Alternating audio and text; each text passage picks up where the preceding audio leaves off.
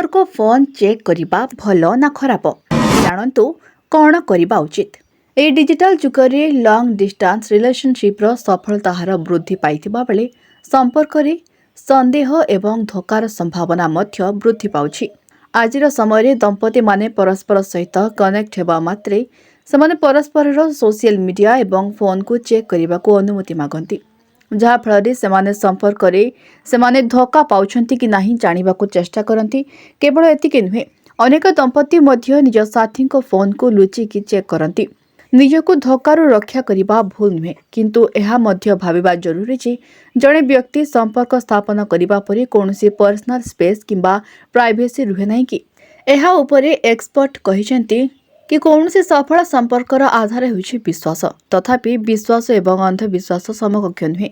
एथिपाई खोला खोली कथबार्ता करिबा, स्वच्छता एवं पारस्परिक सम्मान आवश्यक। आहुरी मध्य संदेह हेले आपणक साथी सहित सीधा सड़क कथबार्ता करिबा भल। एथिपाई तांको बिना अनुमति रे तांको फोन जांच करिबा आपणक संपर्क को विपद रे पकाई पारे। यह बुझिबा जरूरी जे आपण स्वामी एवं स्त्री होइतिले मध्य समस्तंकर गोपनीयता अधिकार अछि। समस्तंक व्यक्तिगत जिनिस को सम्मान करिबा एक संपर्क रे सम्मान एवं प्रेम बजाय रखे। पार्टनर फोन चेक करिबा केमिति संपर्क उपरे प्रभाव पकाइबो जानतु। जदि आपण आपणकर साथींकर फोन चेक करूछंती, आपणकर पूरा कहानी न जानी गोटे जिनिस आधार रे तांको टार्गेट करंती। एपरी परिस्थिति रे बहुत संयमता सहित कार्य करिबा आवश्यक होई जाय। कोनोसी सिद्धांत रे पहुंचबा पूर्वरु निश्चित भाव रे आपणक साथींक पक्ष जानतु।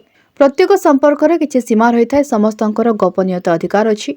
एपरी परिस्थिति रे जेतेबेला आपण आपणक साथींक फोन जांच करंती, ताहा मध्य न जणाई विश्वासर बंधन दुर्बल होई जाय।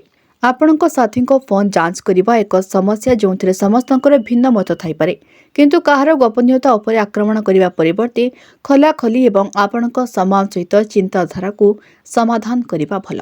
आपणक साथींक फोन जांच करिबार प्रलोभन केवल विश्वास एवं प्रेम को ह्रास करिबो। या करिबा द्वारा आपणक संपर्क आहुरी दुर्बल होई जिवो। गुप्तचर हेबा अपेक्षा आपणक साथींक उपरे विश्वास करिबा सिखंतु। आपणकर संपर्क को मजबूत करिबा एवं आपणक साथी को भल भावरे बुझिबा पई आपण एक संपर्क परामर्शदातांक सहाय्य नै परिबे। से आपणकर चिंता को भल भावरे बुझिबा को सक्षम हेबे एवं आपण सठिक मार्गदर्शन करिबे।